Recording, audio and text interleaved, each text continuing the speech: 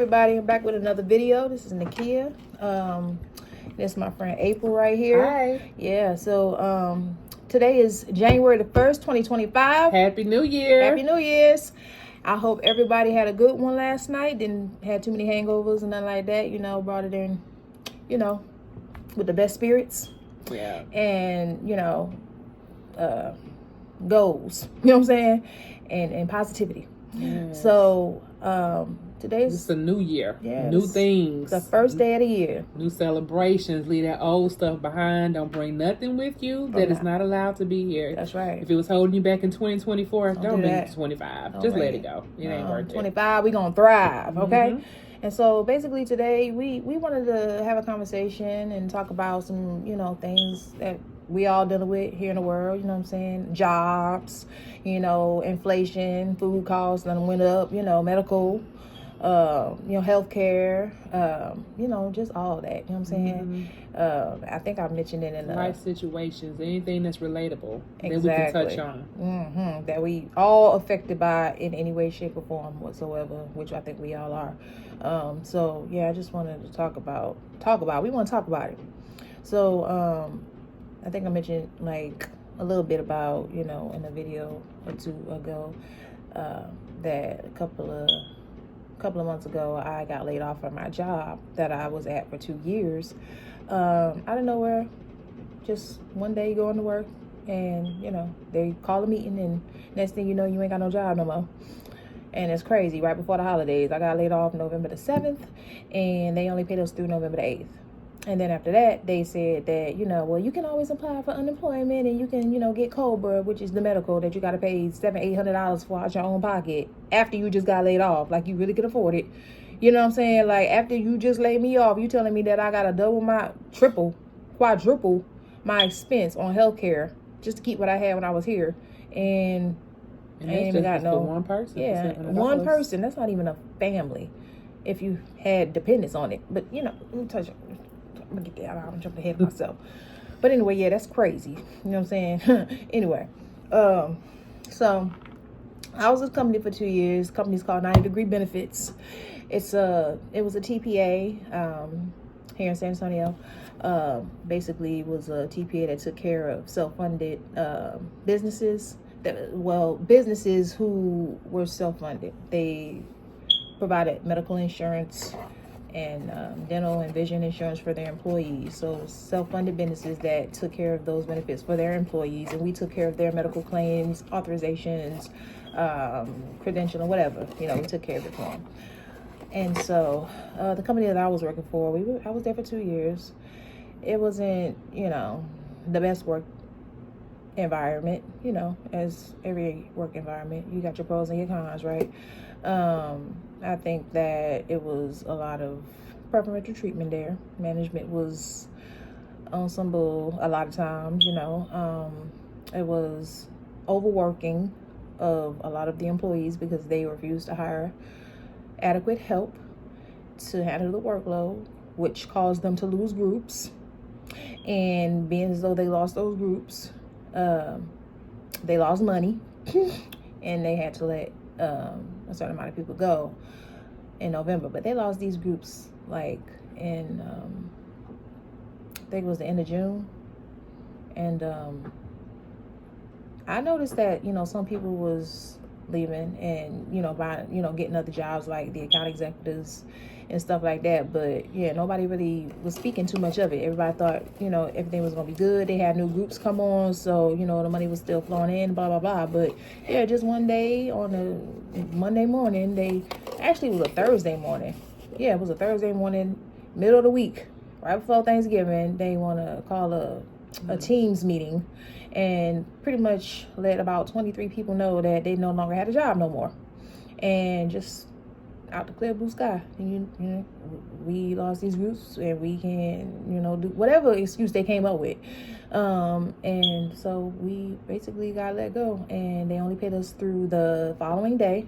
And they told us that, you can draw unemployment, we won't fight it. And, you can, if you would like to keep your medical insurance, do COBRA. Now, I know a lot of people, y'all know what COBRA is, but then like some people don't. But yeah, you pretty much gotta pay like $700-800 a month, I believe, for one person to continue your medical coverage that you had when you was with the company that you was just previously with. And that's a hell no. First of all, you're not going to just fire me or let me off and then tell me I got to pay quadruple what I was paying out of my check to keep some insurance. Did you pay that much when you were still with the company? No. Only paid like $62 per check. But actually like $50-something per check for one person to $700-800. Okay? No. And that's not even including dental. Okay? That was just vision and vision and medical. But yeah, so yeah, like a lot of us was looking at them sideways, like, for real. And then give me like the reasons why you picked me to let me go. I had no write-ups.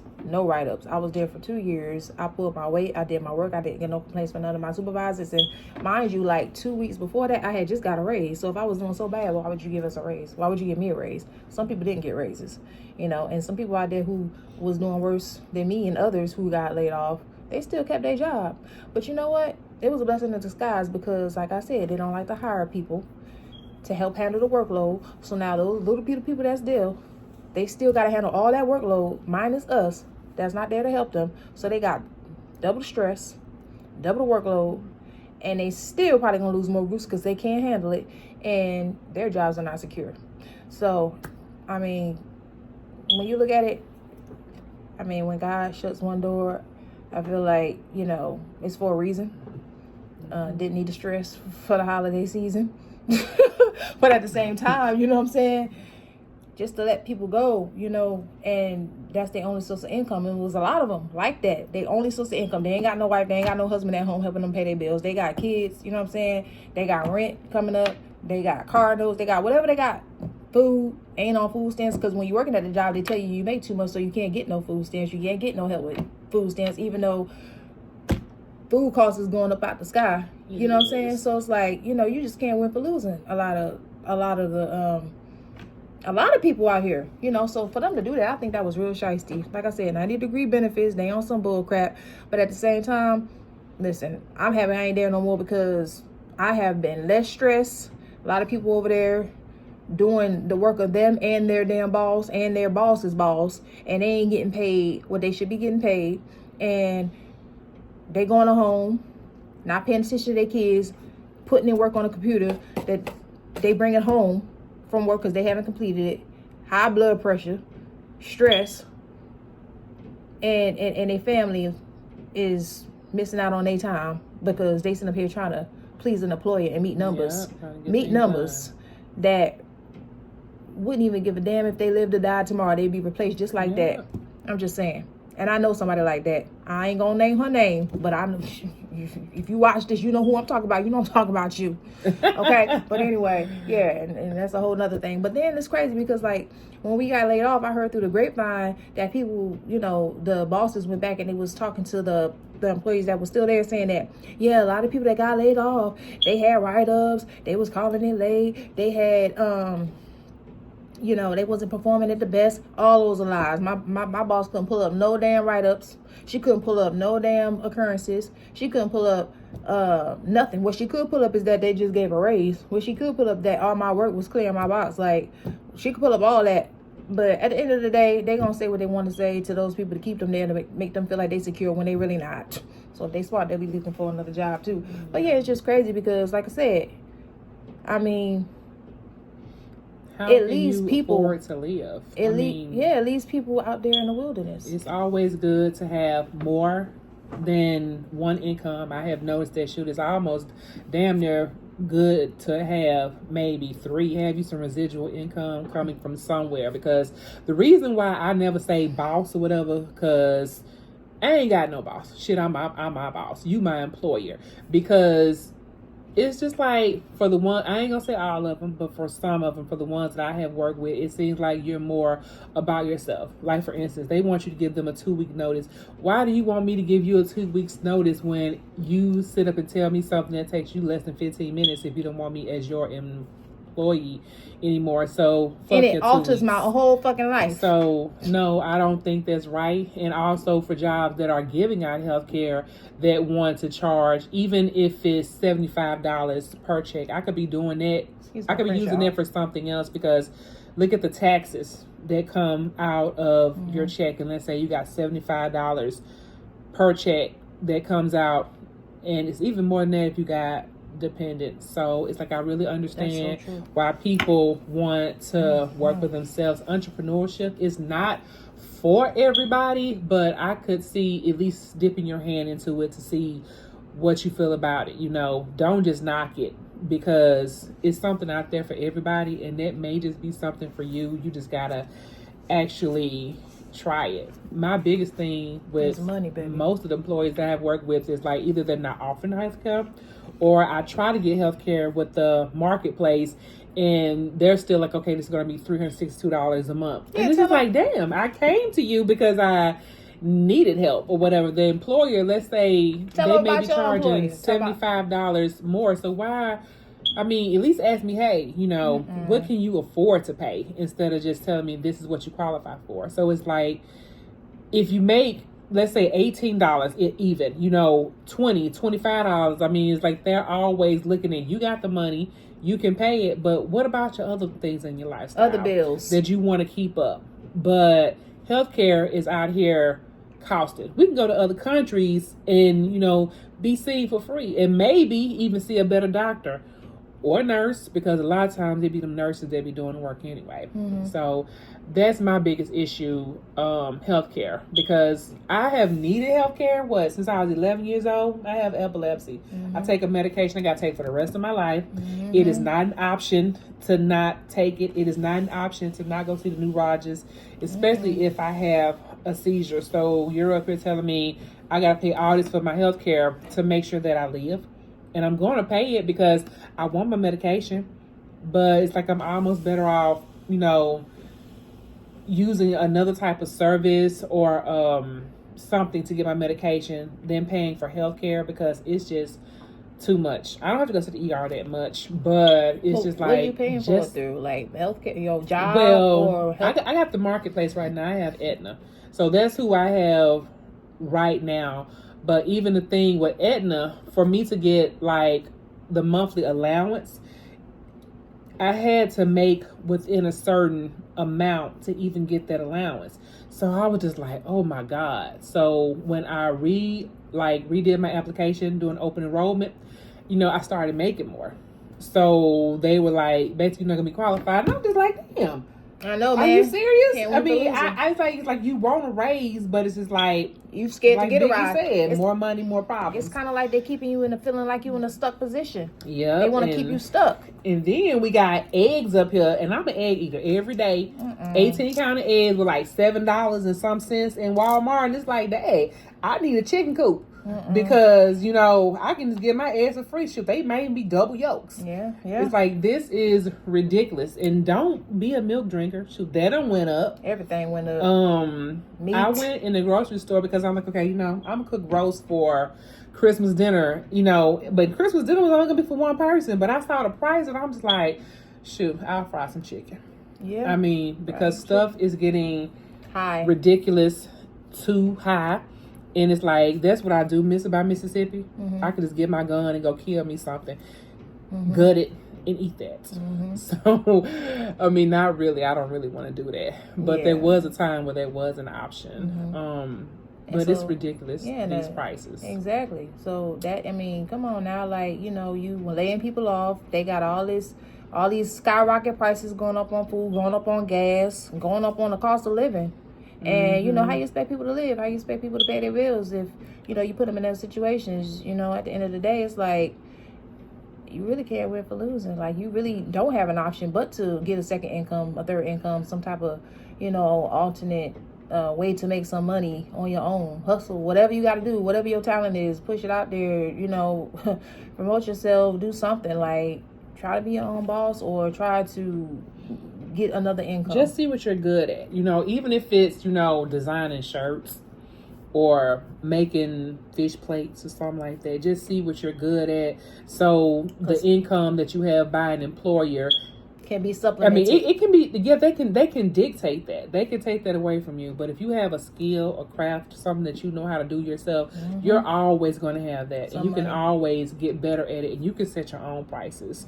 So think about, what am I good at? And you may find even what your passion is, you know, if you find out what you like doing, that may be your passion.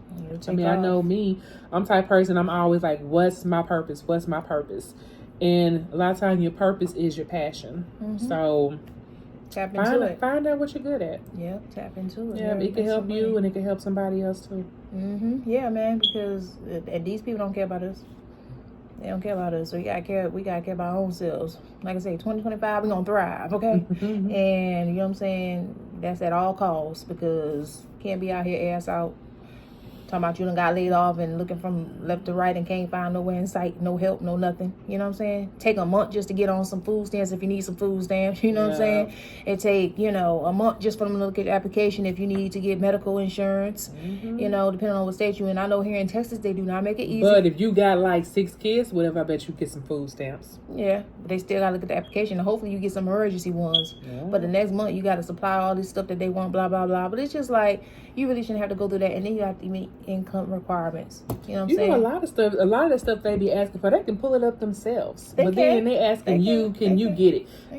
You know how to pull it up. I mean, I know when it comes to bank statements, I know they definitely can pull it up, because they basically kind of want to see, is you lying or not, and your job. So you can see that. So they can pull that up too. Pull up the stuff and you let me know what it is, instead of me trying to be chasing around here trying to find the stuff, trying to find a printer to get it print out and all that kind of stuff. So yeah, man, you know, and these bill collectors, they don't care that you ain't got no money. They don't care that you know, waiting for them to give you a response. They don't care that you just got laid off. They don't care that you ain't making enough money to wait for the next check. They don't care about none of that stuff. These bills is still billing.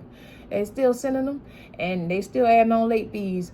Hold on, who sent me that? Thank you, Lord. It's hard out here for a pimp. It's hard out here, you know. It's not cheap. It's not cheap. You got rent, you got mortgage. If you ain't got the mortgage, you got the car insurance, car repairs, gas, food, gas. You got to pay for clothes. If you got kids, you got to pay for their clothes. You got to keep putting food in their mouth. Miscellaneous. I'm just saying. If you got a house, you got to pay for water bill. Even in some apartments, you got to pay for the water and trash. Okay, and this stuff adds up. Insurance on the house sometimes. Yeah. Okay, I know my damn water bill done goddamn skyrocketed. I don't know how, what, where, why, or how, but I know one thing. When I first moved up there, the water bill was nothing more about $70 a month. Did you know every month it's been like $170, sometimes pushing $200, and I don't know why. Ain't no leaks nowhere, nothing. And I'm like, okay, just for a water bill, that's one bill. Okay, and then you know, it's not like anything is easing up. If anything, it's getting worse. Don't want to get your head did. Yeah, that's a cause. It's a luxury for some people to be able to do it, you know, and they may not even do it often, but it is an expense. I mean, you know, nails, whatever. If you want to do that, get your toes, get your feet scrubbed. I'm massage. Just saying. I mean, you need a massage after having to deal with all this stress. All the stress, body you gotta all go. Tight and tense. Yeah, you know, you want to take a trip somewhere, you gotta think, how can I afford it? Even just to go 3 hours away in the car. Yeah. Can I afford the gas? It's like you got to have some money coming in some way, other area, same way, shape, or form. And this right here, I heard, is a good way to make some money here on YouTube. You know what I'm saying? They say they pushing out small content creators like me and you, regular people, sitting up here, you know. Hey, dealing with life, real bills, real struggles, real all that talk. Okay, so it's like, listen, they say they're pushing out small content creators, and you don't have to have a fancy camera. You ain't got to have none of that. You know, all you got to have is your phone. Everybody got one of those. Just about everybody. You be on there every day, calling, strolling, doing whatever you do. Turn that camera on. And turn that thing on you. Start watching them people on there and start letting them watch you. Yeah. Okay. Don't make them money by keep liking their stuff and sharing it. Yeah. Do it for yourself. Do it for yourself and see where God take you. Okay. At the end of the day, so that's my motivation. That's why I'm doing it. You know, for that, and also to have real conversation and dialogue and get feedback from other people too about what they're going through, and hopefully it's something that we can collectively put our heads together with and try to make the best out of the situation best way we know how. But yeah, I'm just want to inspire somebody out there to get on here. This could be one of them sources of income, and start somewhere. You ain't got no subscribers, that's okay. Just start posting. Just start doing what you need to do. Posting daily, 15 minutes, 20 minutes.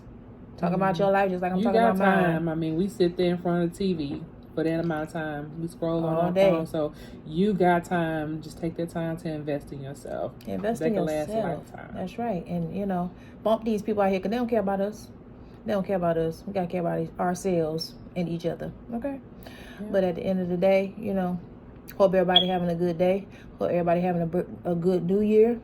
A good first day of the year. And I hope your year continues to go in that flow.